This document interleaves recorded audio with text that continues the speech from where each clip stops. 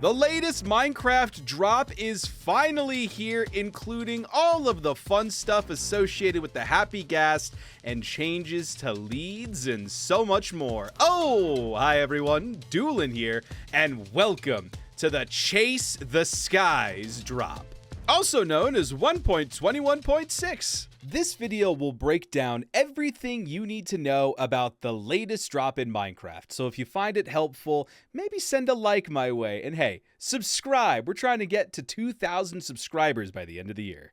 Of course, the main aspect of this drop revolves around the happy ghast, the newest mob added to the game. Look at this little fella. The happy ghast can be found naturally spawning in the nether in Soul Sand Valley biomes, or you can also trade with piglins for a chance to get one. They can be found naturally in Soul Sand biomes next to the bones of their mothers, or you can also craft them using ghast tears and soul sand.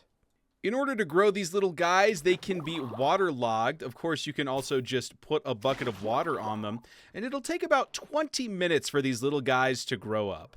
Once they grow up, they will turn into a ghastling. This happy little guy is very excited to be in this biome because if you want him to grow up faster, you can feed him snowballs. He just loves it. Look at that. Listen to him.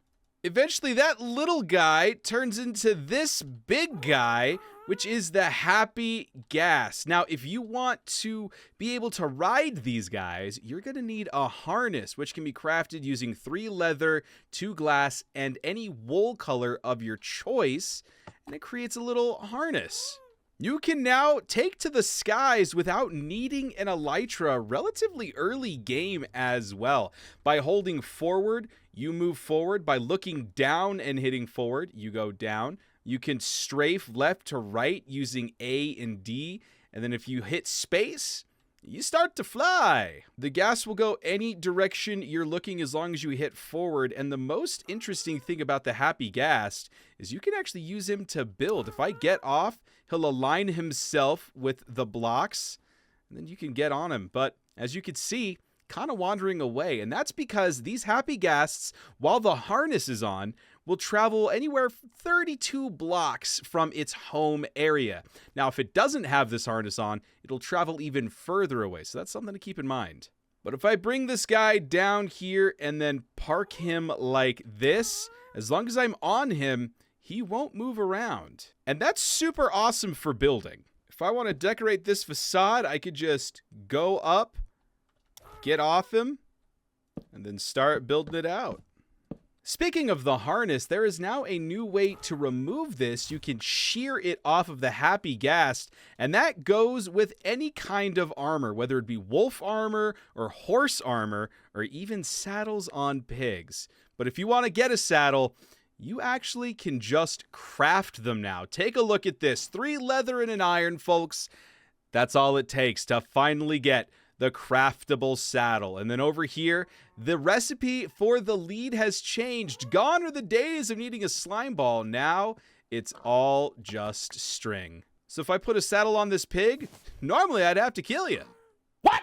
But now I can just shear it off and it's mine again. You can still put saddles on and off horses the way you used to, but now you can also just shear it without having to get on the horse. And now that we have these leads in, let's talk about changes to the leads. The lead rope is now thicker. It has a further distance before it breaks. And I've got all these guys attached to a lead, but if I shift right click on one of them, the lead will transfer to that mob. So now these 2 guys are actually hooked up to my horse. As you heard there's also new sounds for the lead breaking in the game, which is a great indicator that you should turn around. Weather has been updated in this version to have denser fog in the background, which will help create a lot more atmosphere for the region. It also, overlays now also go over your hand and the hot bar. So like the freezing icon, now my hand isn't poking out in front of it. If I deflect a ghast's fireball back at it, we get a brand new music disc that was just added to the game, Tears.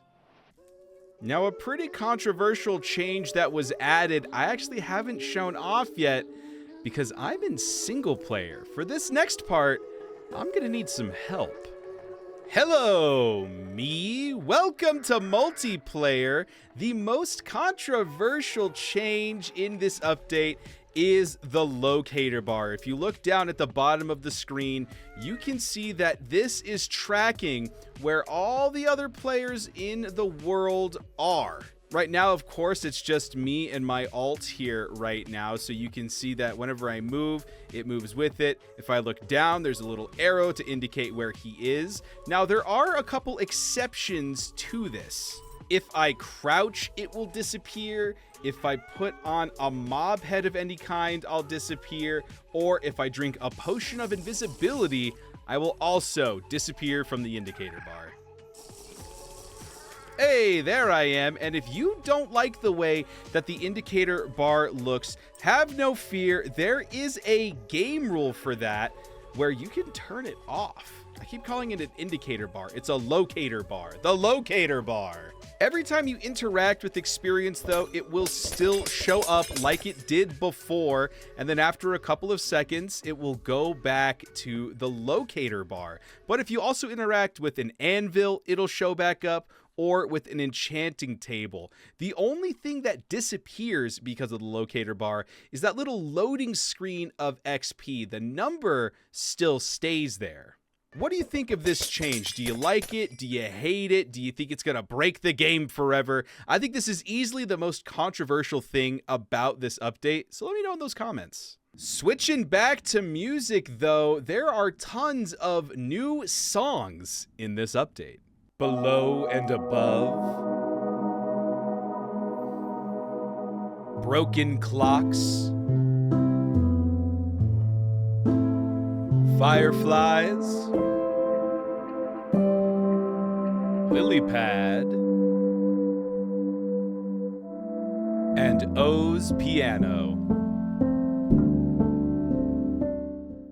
And if you want to listen to them on loop, well, now you can with some lovely changes to the music section of the pause menu, where you can now update the frequency of music. Let's go somewhere with a little bit more pleasant of music. If I pause, you'll notice it no longer stops in the pause menu, and I can actually update it to be frequent or even all the time. There's also a fun addition where I can show the toast, which is the song that's constantly playing in the corner, and that'll always just show up in the pause menu. And that is most of the major changes that you can expect to see in the Chase the Skies update. Of course, I have a full playlist in the description below breaking down each one of these changes as they came out as snapshots if you need a little bit more information on the specifics. But that's going to be it for me here today. Enjoy your happy Ghast flying adventures, and hey, why not join my Discord and show me what you and your friends get up to with your happy Ghasts. But that's all the time I got. Take it easy. Make sure you subscribe to the channel if you found this helpful, and I'll see you guys later. Bye now.